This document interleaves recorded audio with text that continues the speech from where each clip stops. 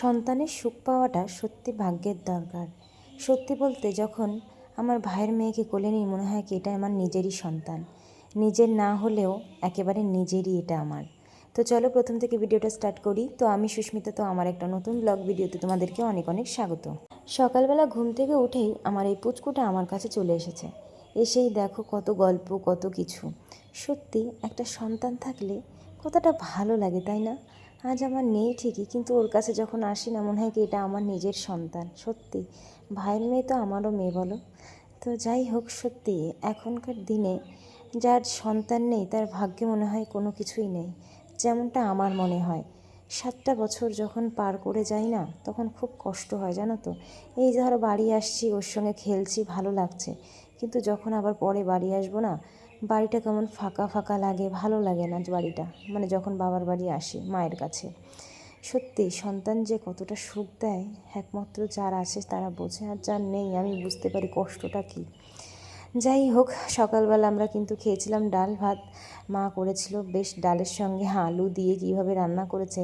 আর দেখো ওই টাইম পরে খাওয়া দাওয়া সেরে ওকে একটু আলতা পরিয়ে দিয়েছি, কী সুন্দর যে লাগছিল কী আর বলি।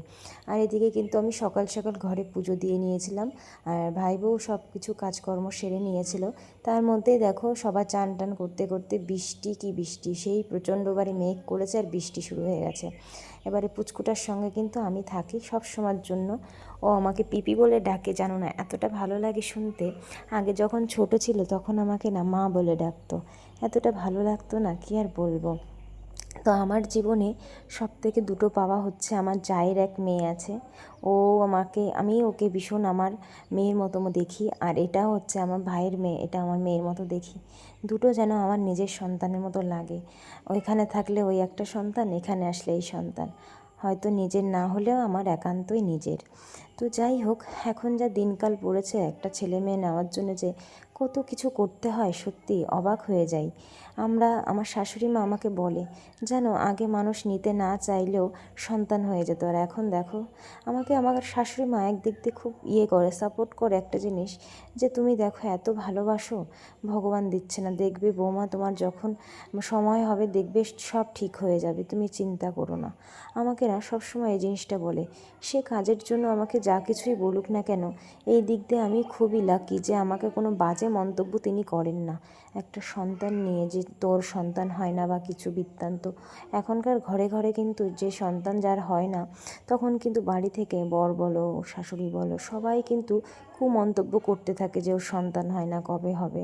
এটা কিন্তু স্বাভাবিক, ঘরে ঘরেই কিন্তু হয়। যদি এই জিনিসটা হয়ে থাকে, খুব কমই কিন্তু শাশুড়িরা একটু বৌমার সঙ্গে মিল করে চলতে পারে, তাই না? এখন দিনে কি বলবো, কিছু বলার নেই। যাই হোক, আমরা দুপুরবেলা খেয়েছিলাম ডিম ভাজা আর আলু ভাজা করে, আর তারপরে মাকে নিয়ে গেছিলাম ডাক্তার দেখাতে। ভীষণ বৃষ্টি হচ্ছিল, একটু বৃষ্টি কমাতে মা আর আমি বেরিয়ে পড়লাম। মায়ের যেহেতু কোলেস্ট্রল হয়েছে, একটু মার সমস্যা হচ্ছে গ্যাসের, তারপরে বুকে ব্যথা, তার জন্য দেখাতে নিয়ে গেছিলাম ডাক্তারের কাছে। আগের সপ্তাহে নিয়েছিলাম, কিন্তু সেই সময় কিন্তু রিপোর্ট করানো হয়নি, আজকে রিপোর্ট দেখানোর জন্য নিয়ে যাচ্ছি। ওয়েদারটা দেখো কত সুন্দর, বেশ ভালো লাগছে বাইরের ওয়েদারটা।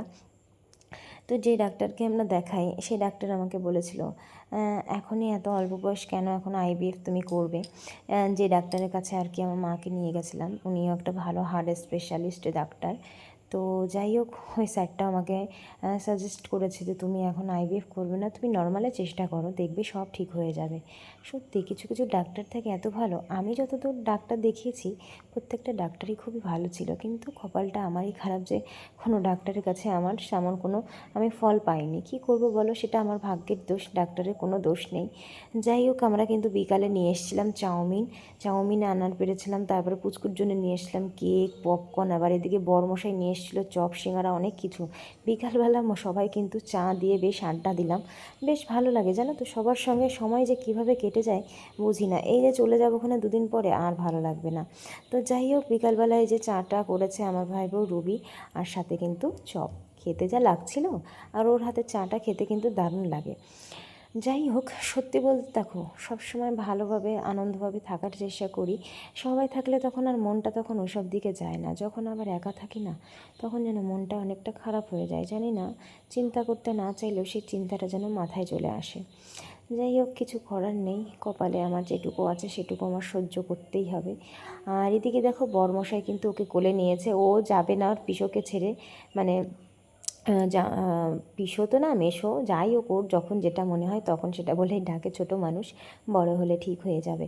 তাই ওর সঙ্গে দোকানে গেল। আর এদিকে দেখো আমাদের বাড়িতে করা হবে এখন চাউমিনের জন্য কিন্তু সব কিছু রেডি করা হয়েছে। এই যে রান্না করছে রুবি, আর ওর হাতে চাউমিন, এগ রোল, যা বলো সব কিছু রান্না করতে পারে। আর এটা দেখো কাঁচা কাঁচা চাউমিন এসে এসে নিয়ে খেয়েই যাচ্ছে। যাই হোক, সবার সঙ্গে তো বেশ ভালোই সময় কেটে যাচ্ছে।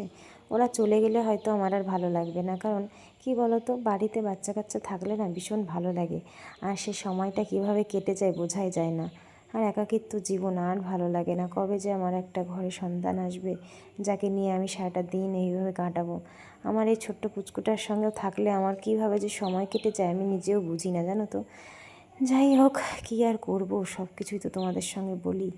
এই যে এক কী কষ্ট, এই যন্ত্রণা থেকে যে কবে মুক্তি পাবো জানি না। মুক্তি আমাকে কবে দেবে ভগবান। পরে কিন্তু ও আমার কাছে এসেছে, এসে বলছে আমি চুরি করে চাউমিন খাচ্ছি। তো দেখো ওর হাসিটা, জাস্ট দেখো, আমার এই ছোট্ট পুচকুটার হাসি দেখলে যে এত ভালো লাগে। ওর অনেক ভিডিও আমি দেখি, যখন আমার মন খারাপ হয় তখন একটু ভিডিও দেখলে ভালো লাগে, আর ওর সঙ্গে মাঝে মধ্যে ভিডিও কলিংয়ে কথা বলি। যাই হোক, ছোটো আছে, ভালো থাকুক সোনা। এদিকে কিন্তু দেখো চাউমিনটা করা হয়ে গেছে। আর কি বলো তো, এখন তো ডাক্তার দেখাচ্ছে, তারপরে কিছুদিন পরে যাব আবার ডাক্তার দেখাতে, দেখা যাক ডাক্তার কি বলে। যেহেতু ওষুধ 2 মাসের নিয়েছি, আমার একটু গাফিলতি হয়ে গেছে, কিছুদিন আমি ওষুধ ঠিক করে খাইনি। তো যাই হোক, ঠাকুরের ইচ্ছা কি, ঠাকুরকে ডাকি আমি যেন কোল আলো করে সন্তান একটা তাড়াতাড়ি আসুক, যাতে আমি তাকে নিয়ে সারাটা জীবন থাকতে পারি। মানে সারা জীবন তো থাকতে পারবো না, যেটুকু সময় থাকতে পারবো ওইটাই আমার কাছে শান্তি। যাই হোক, এদিকে খাওয়া দাওয়া আমরা করে নেব। তো চলো ভিডিওটা এই পর্যন্ত শেষ করব, পরে একটা নেক্সট ভিডিওতে দেখা হবে। ভালো থেকো সবাই, সুস্থ থেকো।